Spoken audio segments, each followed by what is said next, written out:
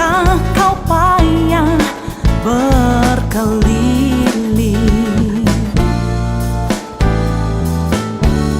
bawalah sekarang segala susahmu pada kaki Yesus, serahkanlah.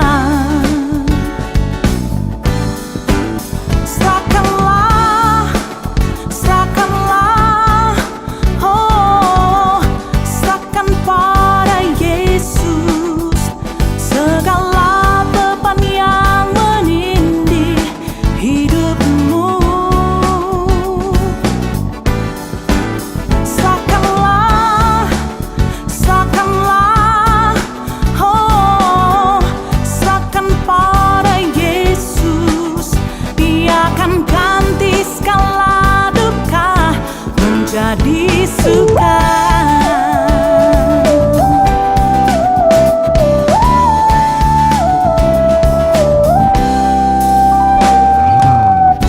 Tak pernah dia janji hari kan panas, tak pernah dia janji pasti ada hujan. Dia berjanji memberi kekuatan bila topan ganas melandamu. Serahkanlah, serahkanlah, oh, serahkan pada Yesus segala yang menindih hidupmu. Serahkanlah, serahkanlah, oh, serahkan pada Yesus. Dia akan ganti segala duka menjadi suka.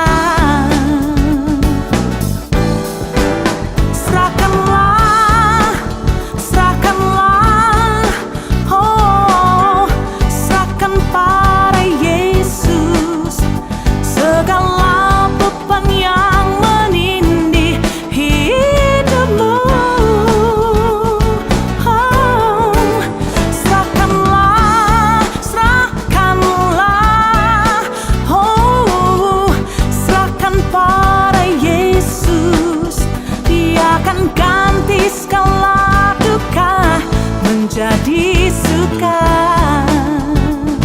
oh, Dia akan ganti segala duka menjadi suka, oh, Dia akan ganti segala duka menjadi suka.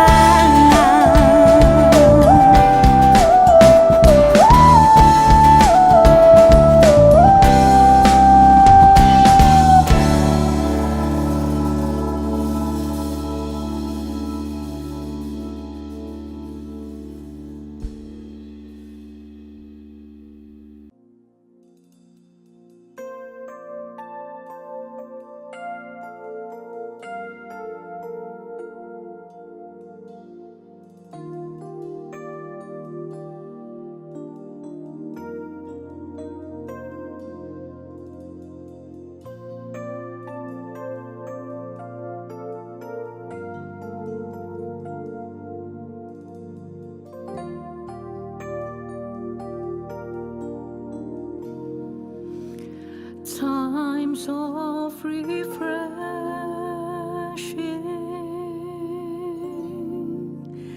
here in your presence,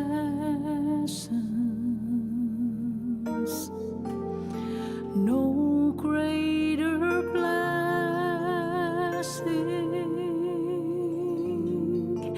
than being with you.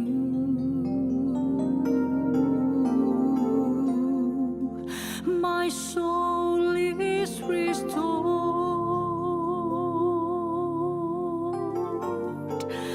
my mind is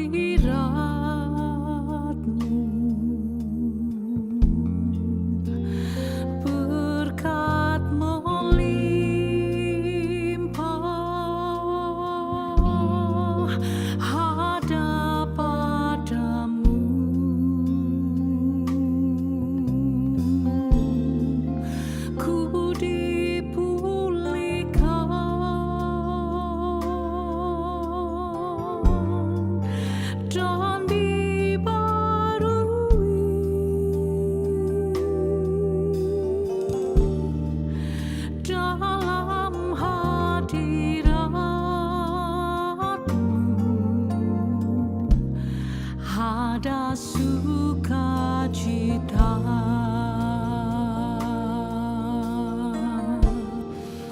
Ku dipulihkan dan dibarui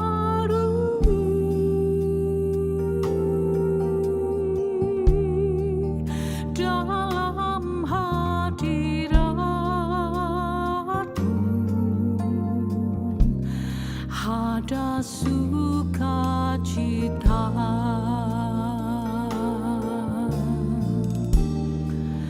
Dalam hadirat-Mu ada sukacita.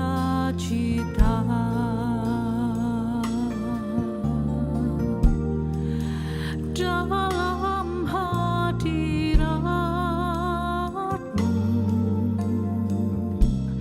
ada sukacita.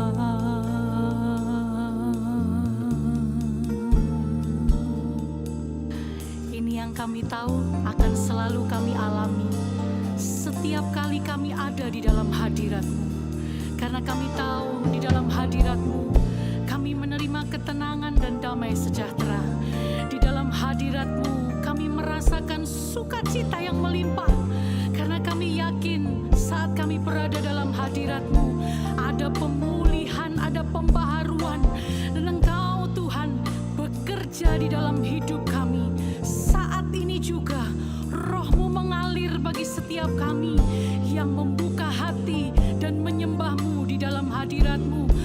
Oh, ku buka hatiku, ku terima jamahan-Mu, ku terima pemulihan dari-Mu Tuhan. Haleluya. Aku dipulihkan, aku dibarui. Oh, setiap yang sakit kami percaya aku disembuhkan. Oh, kuasa-Mu mengalir, kasih-Mu mengalir, mengalir, mengalir dan tak berhenti mengalir. Kami rasakan dalam hadirat-Mu Tuhan. Kami alami ini semua di dalam hadirat-Mu. Terima kasih Tuhan, terima kasih Bapa, terima kasih, terima kasih, terima kasih, terima kasih.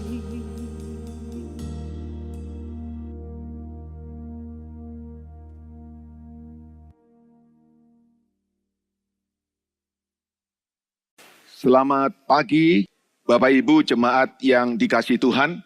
Senang sekali kita bisa berjumpa kembali di dalam ibadah ini. Saya Pendeta Nathanael Prayogo. Adalah sebuah kehormatan dan sukacita untuk bertemu dengan Bapak Ibu kembali di hari Minggu 18 Oktober 2020 dalam ibadah yang diberkati Tuhan. Saya ingin menyapa lebih dahulu Jemaat GSKI Betani Nginden, Jemaat GSKI Betani Manyar, Jemaat GSKI Betani Citraland, Jemaat GSKI Betani Sukomanunggal, dan Jemaat GSKI Betani cabang-cabang lain di Surabaya dan sekitarnya. Shalom kepada kita semuanya. Sebelum kita mendengar firman Tuhan, mari kita berdoa dulu bersama-sama dan minta Roh Kudus akan bekerja menerangi hati kita, sehingga firman yang kita dengar bukan hanya sekedar kata-kata, tetapi kuasa Tuhan dinyatakan di tengah-tengah kita. Mari kita berdoa. Bapa di sorga, kami bersyukur pada hari ini. Kami mendapat kesempatan kembali untuk beribadah. Kami tahu bahwa ini adalah anugerah ketika kami bisa datang menghampiri tahta kasih karunia-Mu dan mengalami hadirat-Mu ya Tuhan.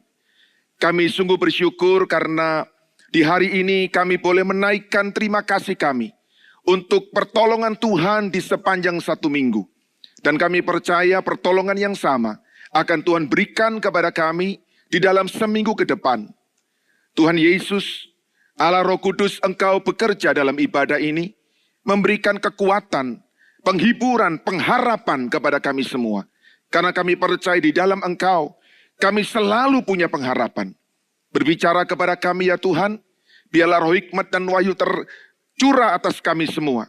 Dan kami buka hati dan pikiran kami untuk firman Tuhan ditaburkan di tanah hati kami. Di dalam nama Tuhan Yesus kami berdoa dan kami bersyukur. Haleluya. Amin. Bapak Ibu yang dikasihi Tuhan, saya ingin mengajak kita semua untuk merenungkan pada hari ini satu topik yang menurut saya penting untuk selalu segar dalam hati kita, dalam pikiran kita, terutama di dalam roh kita. Topik itu adalah identitas.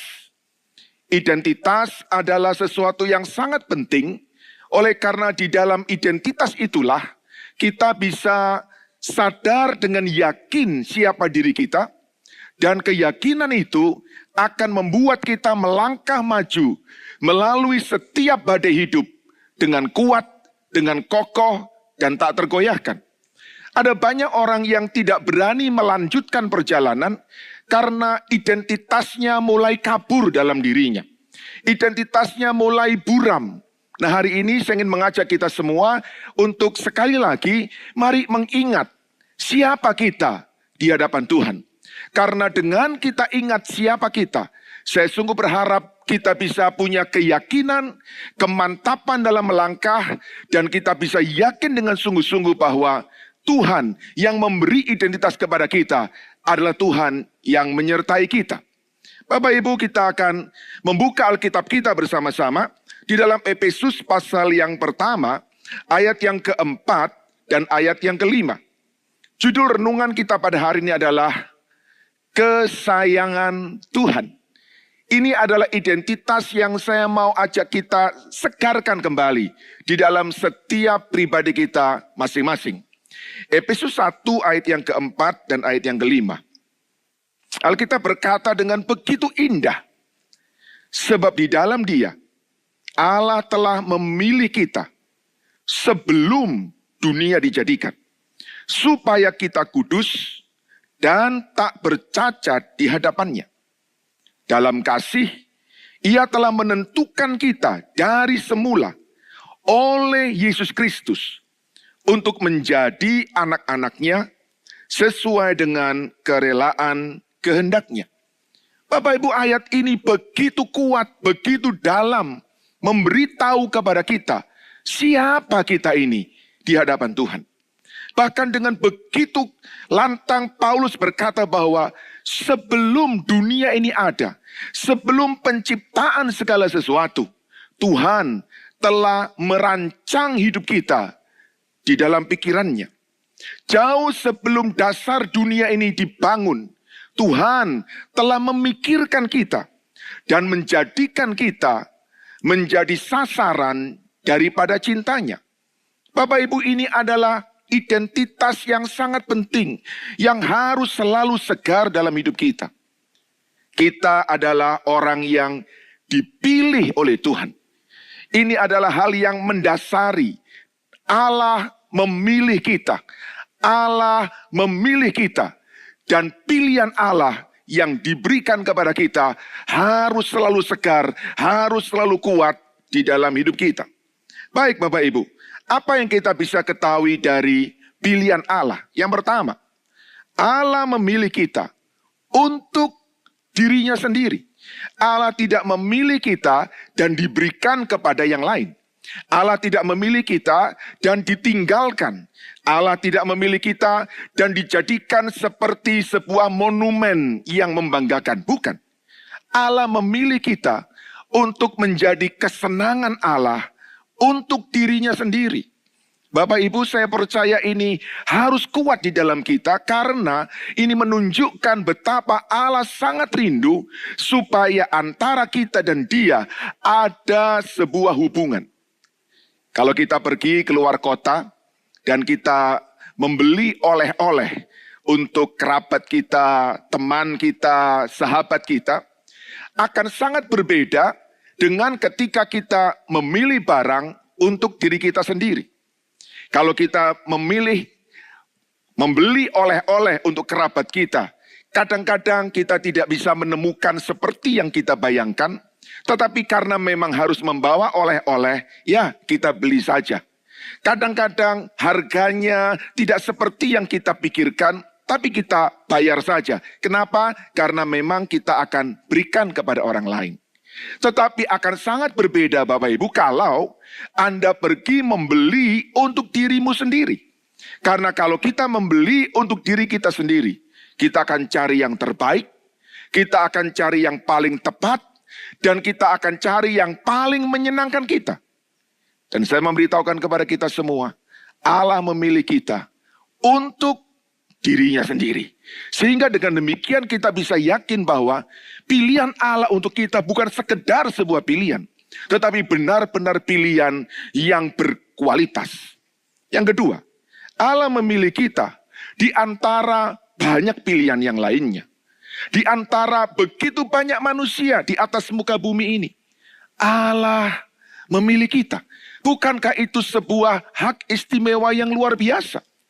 Mungkin Anda adalah satu-satunya orang di dalam keluarga Anda yang mengenal Yesus. Pertanyaannya adalah, mengapa Anda yang bisa percaya Yesus dan mendapat kepastian hidup yang kekal? Jawabannya sederhana. Oleh karena Allah memilih Anda di antara banyak pilihan yang lainnya. Yang ketiga, Allah memilih kita di dalam kedaulatannya. Artinya dia memilih kita tidak membuka ruang untuk pihak manapun menggugatnya. Dengan berbagai macam alasan, orang, iblis, keadaan, situasi sekitar kita bisa mempertanyakan, mengapa orang seperti ini, mengapa Anda dan saya dipilih oleh Allah? Tapi Allah berkata, aku memilih mereka, aku memilih dia di dalam kedaulatanku. Bapak Ibu, kalau Anda mengikuti lomba, maka sering dituliskan bahwa keputusan juri tidak dapat diganggu-gugat. Keputusan juri saja tidak dapat diganggu-gugat. Keputusan Allah pasti tidak dapat diganggu-gugat. Ketika dia memilih, maka pilihannya itu adalah pilihan yang berdaulat. Yang berikutnya, Allah memilih kita tidak berdasarkan atribut dari yang dipilih. Jadi tidak ditentukan apakah kita memiliki sesuatu, apakah kita punya prestasi, apakah kita punya kualitas hidup, apakah kita punya kualifikasi yang sedemikian hebat. Tidak. Allah memilih kita bukan karena atribut kita. Bukankah ini sebuah berita baik yang luar biasa Bapak Ibu? Karena dunia akan memilih orang-orang yang punya prestasi. Dunia akan memilih orang-orang yang memiliki sederet hal-hal yang membanggakan. Allah tidak demikian. Dia memilih Anda dan saya di dalam kedaulatannya dan tidak bergantung apa yang melekat di dalam hidup kita. Yang berikutnya, Allah memilih kita berdasarkan kasih karunia-Nya di dalam Yesus. Alasan mengapa Allah memilih kita tanpa melihat atribut kita adalah karena Allah memilih kita bagi mereka yang ada di dalam Yesus. Jadi siapa yang dilihat oleh Allah? Yesus. Siapa yang menjadi fokus Allah? Kristus. Di dalam Kristuslah kita menjadi pilihan Tuhan. Yang berikutnya, Allah memilih kita dengan maksud untuk membangun hubungan. Allah tidak memilih kita dan kemudian meletakkan kita menjadi sesuatu yang dibanggakan kepada dunia atau kepada kuasa kegelapan lainnya. Allah memilih kita supaya antara Dia dan kita, antara Allah dan kita terjalin sebuah hubungan. Dan yang ketujuh, Allah memilih kita, ini dahsyat, untuk dikasihi. Allah memilih kita supaya Dia bisa jadikan kita sasaran cintanya. Allah memilih kita bukan menjadikan kita seperti boneka, bukan menjadikan kita seperti sebuah barang yang hanya dipandangi, bukan. Allah memilih kita supaya Dia bisa mencurahkan kasih-Nya kepada kita. Dan Bapak Ibu, ini tidak pernah berubah. Sejak dunia dijadikan, sejak pilihan ditetapkan, sampai selama-lamanya, kebenaran ini tidak pernah berubah. Allah memilih kita untuk mengasihi kita. Yudas 1 ayat yang pertama. Satu ayat yang memberi kepada kita sebuah keyakinan lagi. Rekonfirmasi.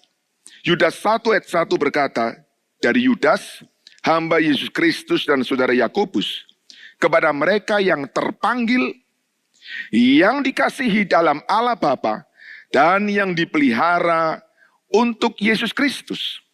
Ada sebutan, ada gambaran yang begitu ilahi yang Tuhan berikan kepada mereka yang menjadi pilihannya. Siapa mereka yang menjadi pilihannya? Anda dan saya. Sehingga saya bisa menyimpulkan seperti ini Bapak Ibu. Di dalam pilihan Allah kepada kita, saya adalah pertama, orang yang dipanggil oleh Allah. Yang kedua, saya adalah orang yang dikasihi oleh Allah. Dan yang ketiga, saya adalah orang yang dipelihara oleh Allah. Bapak Ibu, izinkan saya menyampaikan kepada kita semua hari ini. Dunia sedang ada di dalam krisis. Krisis pandemi, krisis ekonomi. Tetapi krisis yang paling mengerikan sebetulnya adalah krisis ketakutan, kecemasan. Tapi saya mau beritahu kepada kita semua, sesuai dengan apa yang ditulis dalam Alkitab, bahwa pilihan Allah dalam hidup kita adalah pilihan yang mengasihi kita dan pilihan yang memelihara kita. Jadi dia bukan hanya memilih kita dan membiarkan, tetapi dia memilih kita dan memelihara kita. Saya dipanggil, saya dikasihi, saya dipelihara oleh Tuhan. Saya rangkumkan ketiga hal ini dengan sebuah kalimat, saya ini kesayangan Tuhan. Saya ini kesayangan Tuhan. Jadi kita dipilih untuk disayangi. Kita dipilih untuk dikasihi. Bapak Ibu, ini adalah identitas kita yang tidak boleh kita lupakan. Yang tidak boleh luntur dalam hidup kita. Karena dunia akan berubah, situasi akan berubah, keadaan akan berubah, tetapi kebenaran tidak pernah berubah. Anda dan saya adalah kesayangan Tuhan. Nah, apa yang Alkitab janjikan kepada kita? Yesaya 54 ayat yang ke-10. Dahsyat sekali ayat ini, dan inilah yang memberi kekuatan ekstra, memberi rekonfirmasi atas apa yang Tuhan telah sampaikan di dalam banyak ayat yang lainnya. Yesaya 54 ayat yang ke-10. Biarpun gunung-gunung dan bukit-bukit goyah, aku tak akan berhenti mengasihi engkau. Perjanjian damaiku akan kupegang selalu. Kata Tuhan yang mengasihi engkau. Saudara-saudara, Tuhan berjanji. Tuhan menyatakan siapa jati dirinya. Yaitu dia adalah pribadi yang mengasihi kita. Dan kasihnya tidak pernah berhenti. Dan kasihnya tidak pernah dipengaruhi dengan apapun yang ada di sekitar kita. Pandemi, krisis tidak pernah mempengaruhi kasih Allah kepada kita. Kenapa Bapak Ibu? Karena kasih Allah punya dua syarat. Yang pertama, kasih Allah itu tidak berubah. Satu kali diberikan, tidak pernah dicabut, tidak pernah dibatalkan, tidak pernah dikurangi, tidak pernah digagalkan. Tidak peduli bagaimana keadaan kita. Tidak peduli di mana kita berada. Sekali kasih itu diberikan tidak berubah. Yang kedua, sifat kasih Allah adalah tidak bersyarat. Kasih manusia selalu bersyarat, tapi kasih Allah tidak bersyarat. Artinya dia mengasihi kita bukan karena sederet syarat dan kualifikasi yang kita bisa penuhi. Bukan sederet syarat-syarat yang kita bisa dapatkan, yang kita bisa tunjukkan. Allah mengasihi kita karena dia mengasihi kita. Tidak berubah dan tidak bersyarat. Saudara-saudara, kalau kita sadar siapa kita di hadapan Tuhan. Kalau kita sadar bahwa kita adalah kesayangan Tuhan. Saya percaya perjalanan kita akan menjadi perjalanan yang sangat berbeda. Karena kita tahu kita ini ada yang punya. Kita ini dicintai. Kita ini disayangi. Kita ini tidak dibiarkan oleh Tuhan. Sehingga dalam situasi apapun, kita tahu satu hal yang pasti, ada cintanya Tuhan yang selalu menyertai hidup kita. Dan saya berharap, di dalam cintanya Tuhan itu, kita bisa mendapat kekuatan melanjutkan perjalanan kita. Alkitab berkata bahwa di dalam kasih tidak ada ketakutan. Ketika kasih penuh di dalam kita, ketakutan akan menyingkir. Tetapi kalau kita sedang dipenuhi dengan ketakutan, datanglah kepada Tuhan dan mintalah supaya kasih Allah memenuhi kita. Sehingga dengan kasih itu, ketakutan, kecemasan akan menyingkir dari hidup kita. Bapak Ibu, apa yang kita bisa pelajari di dalam kebenaran bahwa kita adalah kesayangan Tuhan? Yang pertama, di dalam kasih-Nya, aku diampuni. Di dalam kasih-Nya, kita diampuni. Bapak Ibu, di dalam kasih-Nya, yang pertama kali Dia bukan memberkati kita. Di dalam kasih-Nya yang pertama kali Dia bukan membuat mujizat, tetapi di dalam kasih-Nya yang pertama kali Dia mengampuni kita. Kenapa? Karena kita mengerti bahwa akar dari semua masalah hidup adalah dosa. Jadi dosa harus diselesaikan dulu. Ketika dosa diselesaikan, maka segala akibat-akibat yang lain juga akan diselesaikan. Dan menyelesaikan dosa adalah dengan cara mengampuni. Yesaya pasal yang ke-43 ayat yang ke-25. Aku Allah yang menghapus dosamu. Aku mengampuni engkau. Karena begitulah sifatku.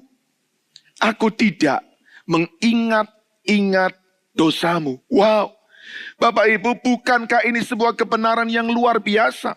Berapa banyak orang dalam hidupnya bertahun-tahun dikejar oleh rasa bersalah. Berapa banyak orang dalam hidupnya bertahun-tahun mimpi buruk, tidak bisa menjalani hidup dengan tenang. Kenapa? Karena sang pendakwa yaitu iblis terus-menerus mendakwa dia dengan segala kejahatan, kesalahan, dosa di masa lalunya. Tapi dengar, hari ini ada berita baik buat kita semua. Di dalam Yesus, engkau dipilih untuk dicintai.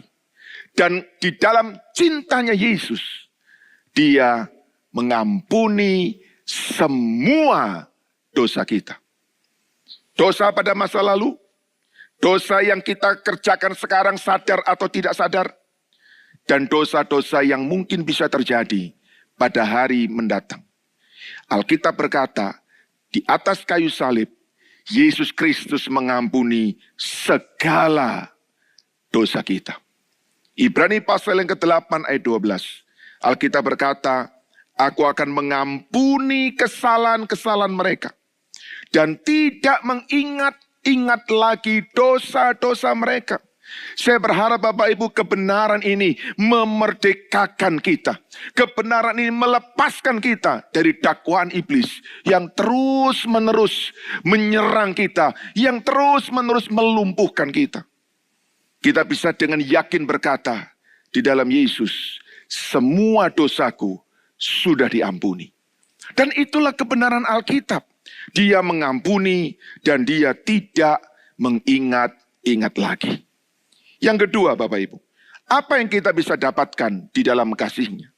Yang kedua, Dia bukan cuma mengampuni kita dan kemudian meninggalkan kita. Tapi Dia mengampuni kita dan Dia menghargai kita. Bapak Ibu, berapa sering kita melihat kalau ada bos, ya, kemudian mulai menunjukkan kesalahan kepada pegawainya atau anak buahnya. Dan kemudian ketika anak buahnya menyadari akan kesalahannya dan bos berkata, oke, kamu bersalah, kamu tahu, oke, tapi ingat ya, ini ada SP1, ini ada SP2, ini ada SP3. Saudara, ketika orang diberikan SP, ketika orang diberikan catatan akan kesalahannya, itu menekan harga dirinya. Dan kadang-kadang ketika tekanan itu menjadi begitu berat, maka orang akan justru lebih mudah melakukan kesalahan. Tuhan tidak demikian. Ketika Dia mengampuni, Alkitab berkata Dia tidak mengingat-ingat lagi.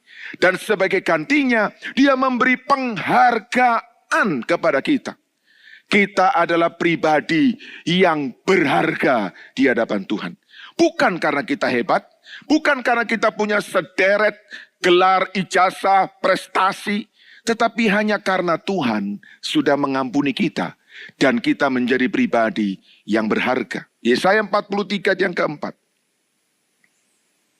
Oleh karena engkau berharga di mataku dan mulia, dan aku ini mengasihi engkau, maka aku memberikan manusia sebagai gantimu dan bangsa-bangsa sebagai ganti nyawamu.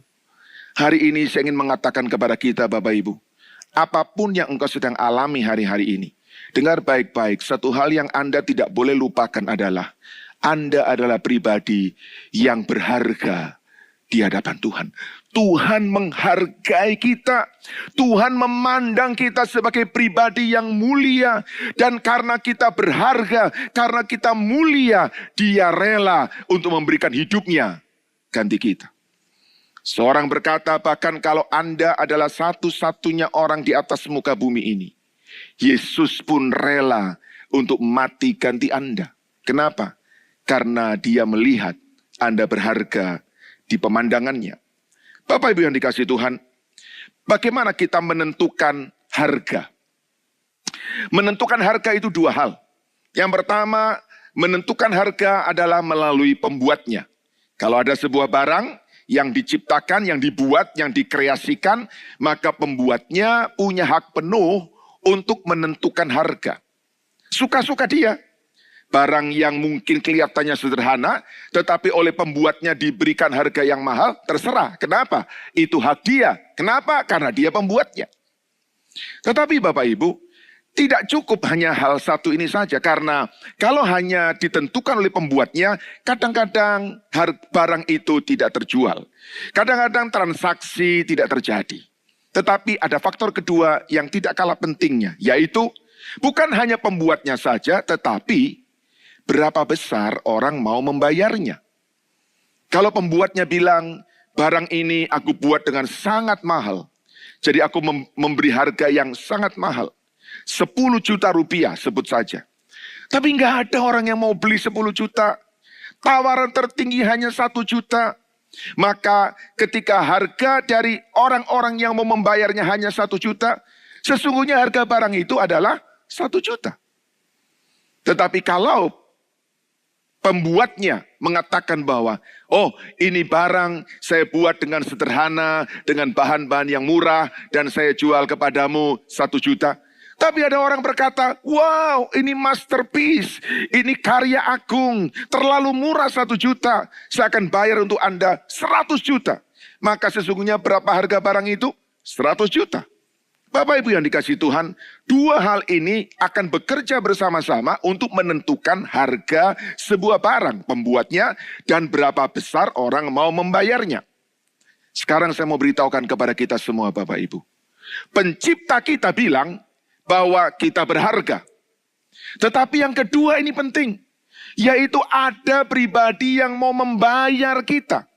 Dan dia bayar kita dengan harga yang sangat mahal. 1 Korintus 7 ayat 23 bilang begini. Kamu telah dibeli dan harganya telah lunas dibayar. Harganya lunas. Bukan hanya dibayar dengan uang. Bukan dengan harta, bukan dengan emas atau perak. Tetapi dengan darah anak domba. God paid a high price for you. Pencipta bilang engkau berharga. Yesus membayar kita dengan harga yang sangat mahal. Yaitu darahnya sendiri. Apa alasan Anda untuk mengatakan bahwa hidupmu tidak berharga?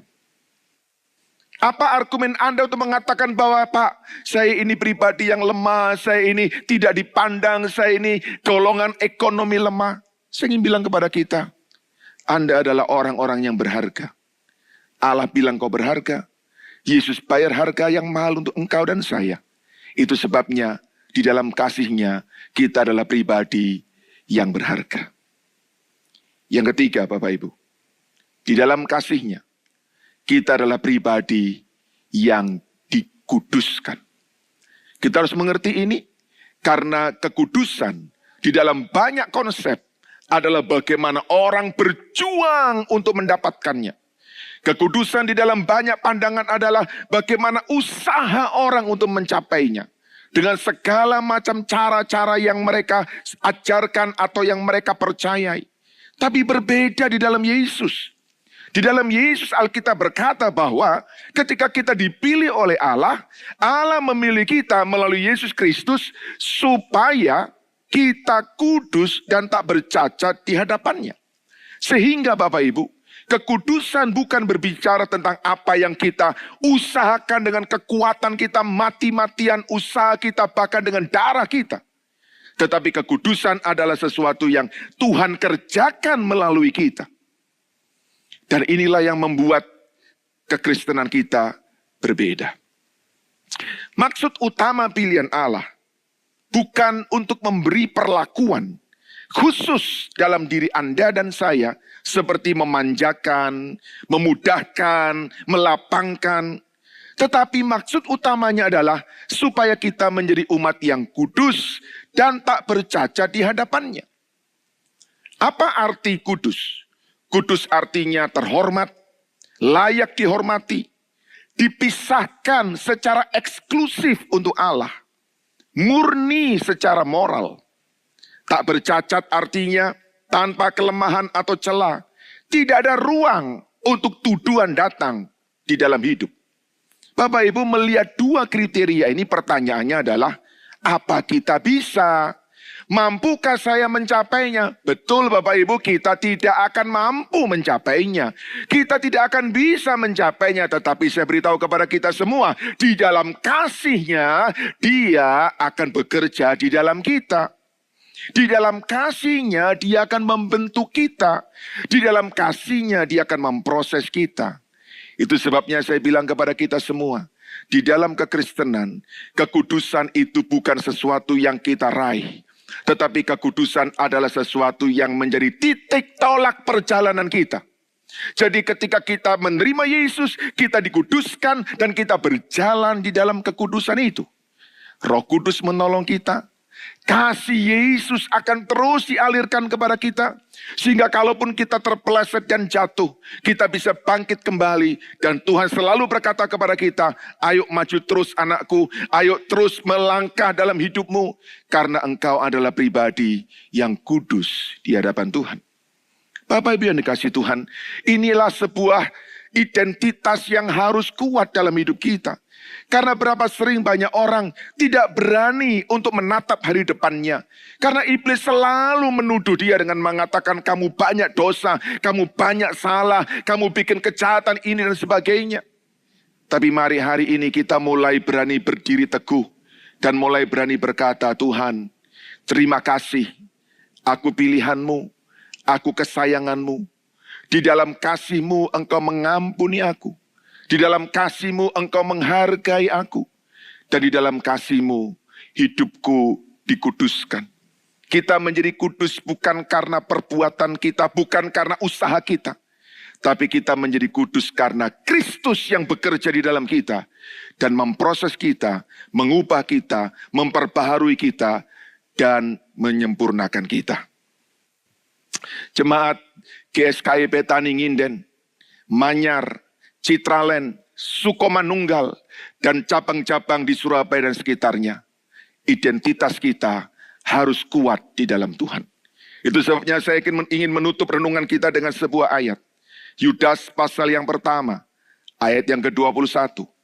Anda masih ingat tadi, saya membacakan buat kita semua Yudas 1 di awal Bapak Ibu. Yang menunjukkan betapa kita adalah orang yang dipanggil, dikasih, dan dipelihara. Dan sekarang, di dalam surat yang sama, Yudas mengatakan kepada kita, peliharalah dirimu di dalam kasih Allah, sambil menantikan rahmat Tuhan kita Yesus Kristus untuk hidup yang kekal. Bahasa Inggris bagus sekali. Staying right at the center of God's love. Bawa dirimu, tetapkan dirimu untuk selalu ada di dalam pusat kasih-Nya Tuhan. Bawa diri Anda untuk selalu sadar, selalu ingat, selalu bersyukur bahwa saya ini adalah kesayangan Tuhan. Saya ini adalah pilihan Tuhan. Dan waktu Anda selalu ada di situ dan tidak pernah mengizinkan segala tipu daya dakwaan iblis menyerang pikiran Anda, saya percaya perjalananmu akan menjadi perjalanan yang kuat, perjalanan yang kokoh. Bukan karena dunia ini berubah, tetapi yang di dalammu berubah. Yang di dalam kita berubah. Karena kita tahu kita adalah kesayangan Tuhan. Saya adalah kesayangan Tuhan. Biarlah identitas ini segar kembali dalam kita. Dan biarlah melalui identitas ini kita bisa dengan kepala tegak melangkah. Kita tahu Tuhan menyertai kita. Kasih-Nya tidak pernah berubah di dalam hidup kita. Tuhan memberkati kita semua. Mari kita berdoa. Bapa di sorga, terima kasih untuk kasih-Mu. Terima kasih buat pengorbanan-Mu. Terima kasih Engkau memandang kami berharga. Terima kasih Tuhan, kami sungguh sadar tidak ada yang baik dalam diri kami. Semua karena anugerah Tuhan, semua karena kemurahan Tuhan. Dan kalau hari ini kami mendengar firman yang mengatakan bahwa kami berharga di hadapan Tuhan, itu adalah sebuah hak istimewa yang luar biasa. Kami mau simpan dalam hati kami mau pegang dengan sungguh-sungguh, dan kami mau jalani hari-hari kami. Kami adalah pribadi yang menjadi kesayangan Tuhan. Terima kasih Bapa di sorga, berikan kepada kami perlindungan, berikan kepada kami penyertaan, berikan kepada kami pertolongan di dalam kami melewati hari-hari kami. Kami mau untuk selalu tinggal di pusat kasih-Mu, karena hanya dengan itu kami akan tetap kuat, selalu kuat, dan semakin kuat dalam perjalanan hidup kami. Dalam nama Tuhan Yesus, kami peralaskan doa kami. Haleluya. Sama-sama kita katakan, amin. Tuhan memberkati kita semua.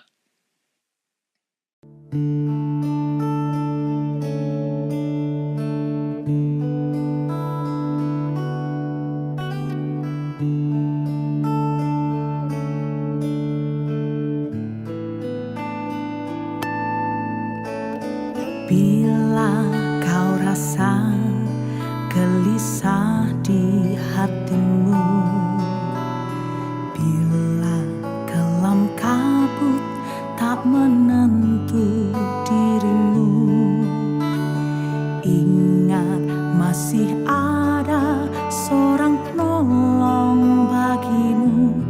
Yesus tak pernah jauh darimu.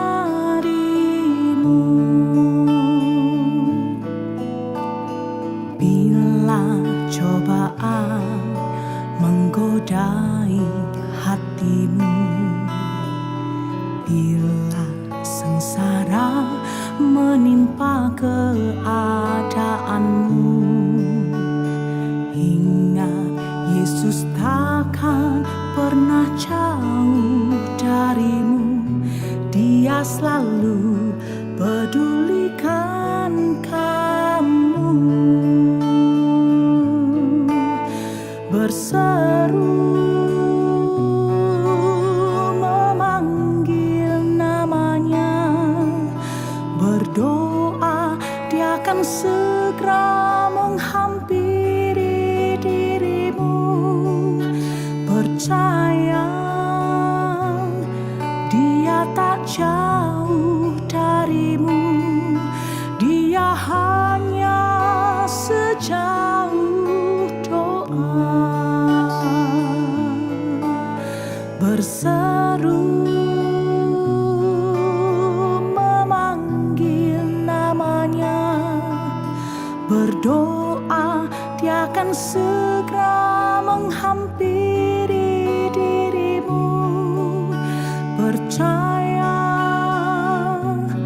Dia tak jauh darimu, Dia hanya sejauh doa. Berseru memanggil namanya, berdoa Dia akan segera menghampiri dirimu. Percaya tak jauh darimu, Dia hanya sejauh doa.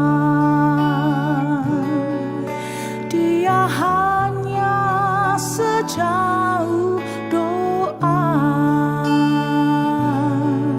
Dia hanya sejauh doa.